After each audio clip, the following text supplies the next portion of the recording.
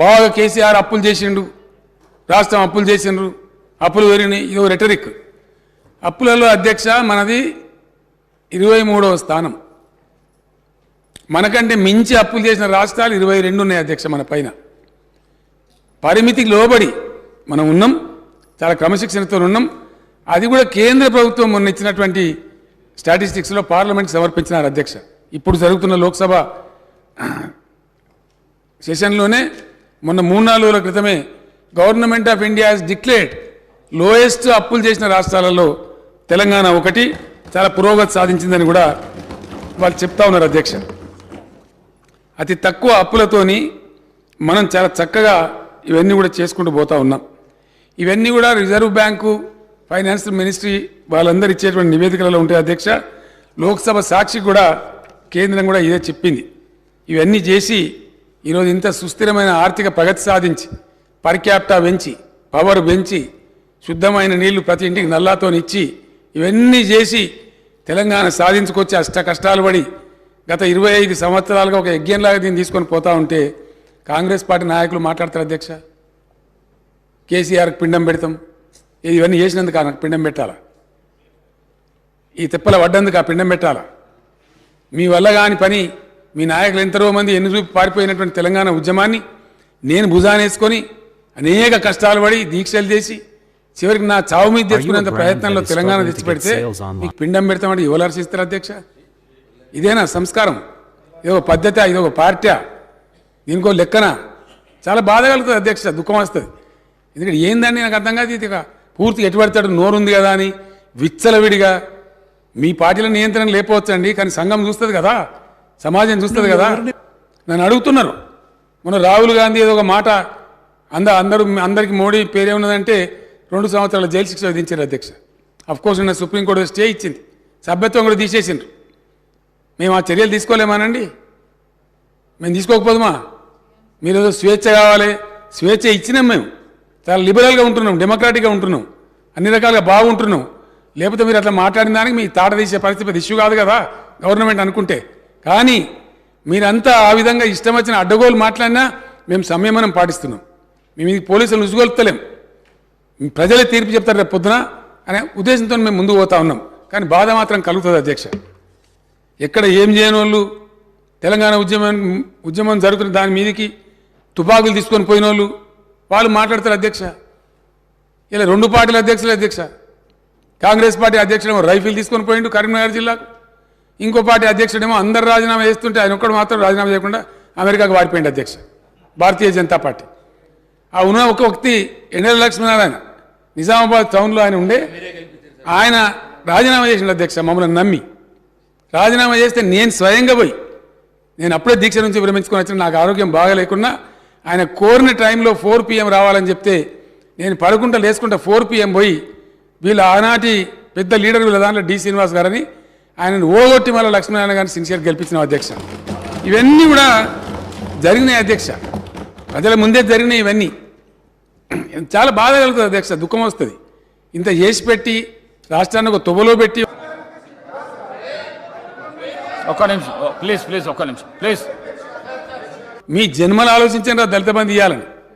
మీ Indian national Congress కనుక స్వతంత్రం వచ్చిన తెల్లారే దళితుల వృద్ధి గురించి పనిచేసి ఉంటే ఇలా దళిత బంధు ఎందుకు ఇవ్వాల్సి వచ్చేదండి? దయచేసి ఆత్మవిమర్శ చేసుకోండి, మమ్మల్ని అన్నాడు కాదు. మేము ఇలా దేశానికి ఒక దిక్సూచిగా ఉన్నాం అధ్యక్ష. నేను మహారాష్ట్రకు పోయి నేను మాట్లాడుతుంటే అక్కడ వేణువుల్లో కొనియాడుతున్నారు మీ తెలంగాణ మోడల్ మాకు కావాలని చెప్పి. వేరే రాష్ట్రాలలో దేశమంతా వీ వాంట్ తెలంగాణ మోడల్ అంటుంటే ఇక్కడ ఉన్నోళ్ళు మాత్రం ఇంత మంచిగా జరిగిందని కనీసం ఒక మాట హర్షించకపోగా ఉల్టా తూలనాడడం, దూషించడం, పిండం పెడతాం గండం పెడతాం అని మాట్లాడడం. తెలంగాణ ప్రజలు నా మాటలు వింటున్న అధ్యక్ష. వచ్చే ఎన్నికలలో ఎవరికి పిండం పెట్టాలో ఇప్పుడు ప్రజలు నిర్ణయించాలి అధ్యక్ష.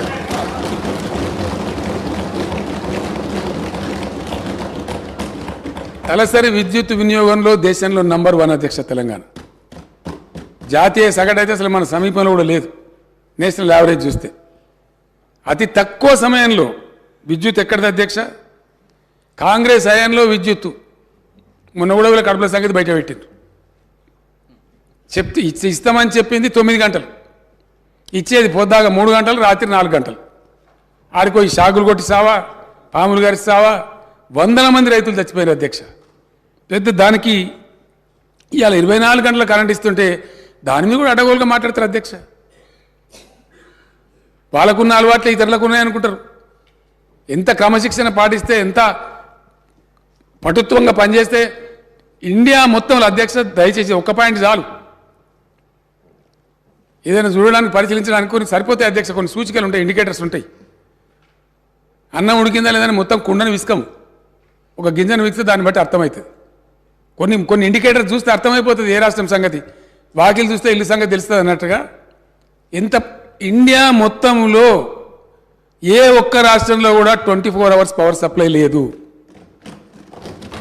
ఈరోజు నేను నిలబడి మాట్లాడే టైంలో no single state in India gives 24 power supply to all the sectors. అప్పుడు ఎట్లా అధ్యక్ష, కాంగ్రెస్ రాజ్యంలో పేలిపోయే ట్రాన్స్ఫార్మర్లు, వందల కొద్ది కాలిపోయే మోటార్లు ప్రతిరోజు అధ్యక్ష, ఒక రోజు కాదు. ట్రాక్టర్ కాలిపోతే పడ్డ బాధలన్నీ ఊరోళ్ళందరూ తలా 2,000 తలా 3,000 జమ చేసి ట్రాక్టర్ మీద పెట్టి ఎలక్ట్రిసిటీ ఆఫీసుల కాడ పోయి ఎలక్ట్రిసిటీ ఆఫీసుల కాడ ధర్నాలు, భయంకరమైనటువంటి పరిస్థితులు అధ్యక్ష. వీళ్ళు మాకు ఇలా పాఠాలు చెప్తామంటారు, వీళ్ళు మాకు నీతులు చెప్తామంటారు. ఇలా చాలా కష్టపడి ఈ స్థితికి తీసుకొచ్చినాం అధ్యక్ష. దీన్ని కాపాడుతున్నాం మేము.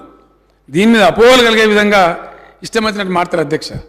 ఆనాడు రాష్ట్రం ఏర్పడ్డ నాడు నేషనల్ కాంగ్రెస్ పార్టీ హయాంలో తెలంగాణ స్థాపిత విద్యుత్ శక్తి 7,778 మెగావాట్ల అధ్యక్ష.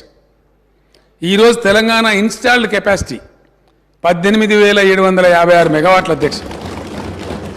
అతి త్వరలో 4-5 నెలలలో దేశంలోనే నంబర్ 1గా పబ్లిక్ సెక్టర్లో స్థాపించిన number 1 ultra mega power plant ఇండియాలో నంబర్ 1 అధ్యక్ష. ఏ రాష్ట్రం సాహసం చేయలే.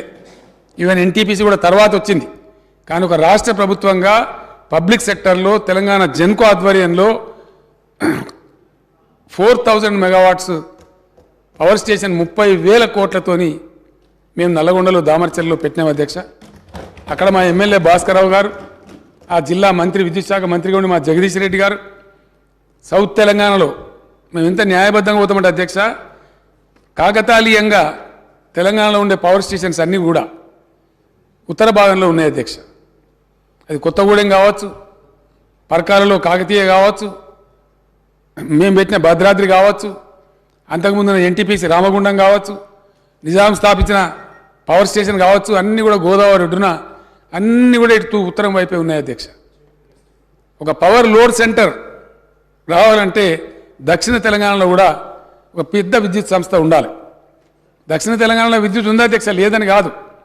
2,444 మెగావాట్ల జల విద్యుత్ ఉంది శ్రీశైలం మీద, నాగార్జున సార్ మీద. కానీ అది హైడ్రో ఎలక్ట్రికల్ పవర్ అధ్యక్ష. అది 24 గంటలు రాదు, సంవత్సరం పొడుగుతా రాదు, నీళ్ళు అయిపోతే అయిపోతుంది. కాబట్టి పవర్ సెంటర్ కూడా దక్షిణ తెలంగాణ కూడా భవిష్యత్తులో బ్రహ్మాండంగా ఉండాలి. అక్కడ పరిశ్రమలు వచ్చినా మరొకటి వచ్చినా ఉండాలని చెప్పి అక్కడ పెట్టాలనుకున్నప్పుడు జగదీష్ రెడ్డి గారిని అతను ఫైట్ చేసి, అన్నా నల్లగొండ జిల్లాలో పెట్టండి, కృష్ణలో అక్కడ దాని పేరేందా రిజర్వాయర్ పేరు టేల్ పాండ్లో నీళ్ళు సమృద్ధిగా ఉంటాయి, 10-11 టీఎంసీలు ఎప్పటికీ ఉంటాయి, అక్కడ జీవనదిలా ఉంటుంది. మీరు నీళ్ళ గురించి ఫికర్ చేయకండి, మీద నెత్తి మీదనే నాగార్జున సార్ కూడా ఉంది, నల్లగొండలో పెట్టమని చెప్పి అదే పరిస్థితి మహబూబ్నగర్లో లేదు అధ్యక్ష. ఎప్పటికి ఉండే నీళ్ళుండే పరిస్థితి లేదు. ఇది నాగార్జున సార్ కింద కాబట్టి నాగార్జున సాగర్లో 120-130 టీఎంసీలు ఉంటుంది కాబట్టి అక్కడ సేఫ్ అని చెప్పి నిపుణులందరూ నిర్ధారించిన తర్వాత ఇరిగేషన్ వాళ్ళతో కూడా మాట్లాడి భాస్కరరావు గారి సహకారంతో దామర్చెల్లో ఆ ప్లాంట్ పెట్టినాం అధ్యక్ష. ఇటీవల కాలంలో నేను మంత్రి గారు అందరం పోయి అక్కడ తిరిగినాం. చాలా హృదయానికి ఎంతో సంతోషమైంది అధ్యక్ష. దాని మీద కూడా అవాకులు చెవాకులు మాట్లాడతారు సార్. దాని మీద కూడా దాన్ని ఆపేస్తామంటారు అధ్యక్ష. కాంగ్రెస్ పార్టీ వస్తే దాన్ని ఆపేస్తారట. అక్కడ కోమటిరెడ్డి వెంకటరెడ్డి అని ఒక పుణ్యాత్ముడు మాట్లాడతారు. అది ఏం మాట నాకు అర్థం కాదు. 30,000 కోట్లతో అధ్యక్ష ఒక 700 మెగావాట్లే అధ్యక్ష. రామగుండంలో వచ్చిన ఎన్టీపీసీ ఫస్ట్ ఫేజ్ జస్ట్ 700 మెగావాట్స్తో బిగినైంది. నేను ఎన్టీ రామారావు గారు ఎంబట ఆయన ముఖ్యమంత్రి కూడా నేను కూడా పోయిన అధ్యక్ష. మొరార్జీ దేశాయ్ గారు ఆనాడు ప్రధానమంత్రి వచ్చి ఫౌండేషన్ స్టోన్ వేసినారు. ఇవాళ రామగుండం ఎంత ఆర్థికంగా, కరీంనగర్ జిల్లా ఆర్థికంగా ఏ విధంగా ఉంది అధ్యక్ష? ఎన్టీపీసీ టౌన్షిప్ అంటే పెద్ద గర్వంగా చెప్పుకుంటారు అక్కడ. అట్లాంటిది ఏక బిగిన 4000 మెగావాట్స్ వస్తే దాని మంచి తెలియదు, దాని చెడ్డ తెలియదు, దాంతో జరిగే పరిణామాలు ఎన్ని లాభాలు జరుగుతాయనేది తెలియకుండా ఇష్టం వచ్చినట్టు మాట్లాడతారు అధ్యక్ష. కాంగ్రెస్ పార్టీ వాళ్ళ నోటికి మొక్కాలి, తీసేస్తాం. నేను లాస్ట్ ఎలక్షన్లో చెప్పిన భూపాలరెడ్డి ఇప్పుడు నల్గొండ ఎమ్మెల్యే మా అభ్యర్థి ఉంటే మంచి టైంలో చేరుకున్న అధ్యక్ష నేను నల్గొండకు. అరే మీ జిల్లాల ఇట్లాంటి దుర్మార్గులను ఎట్లా గెలిపిస్తారండి? వీళ్ళకి అభివృద్ధి గురించి కనీసం జ్ఞానం ఉందా, సోయి ఉందా? 30,000 మెగావాట్లతో పవర్ ప్లాంట్ పెడితే దాన్ని తీసేస్తామనే వ్యక్తిని మీరు నల్గొండలో గెలిపిస్తారా అని అడిగిన నేను, ఓడగొట్టిన అధ్యక్ష. ఇప్పుడు కూడా ఏమంటారు, దాన్ని బంద్ చేస్తారట. కాంగ్రెస్ గవర్నమెంట్ వస్తే దామరచర్ల విద్యుత్ ప్రాజెక్ట్ బంద్ చేస్తాం. ఇది వాళ్ళ మాట అధ్యక్ష. 3 నెలల్లో స్టార్ట్ చేస్తున్నాం అధ్యక్ష. లెక్క ఎందుకంటే ఇప్పుడు 18,756 చేరుకున్నాం అధ్యక్ష. ఏదైతే 25,000 లక్ష్యంగా పెట్టుకున్నామో షార్ట్ పీరియడ్లో చేరుకోబోతా ఉన్నాం. 4,000 మెగావాట్ల దామరచర్ల 3-4 నెలల్లో ఇనాగరేట్ చేసుకోబోతా ఉన్నాం అధ్యక్ష. మ్యాక్సిమం 5-6 మంత్స్లో అయితే కంప్లీట్ 4 వచ్చేస్తాయి అధ్యక్ష. అదేవిధంగా ఎన్టీపీసీ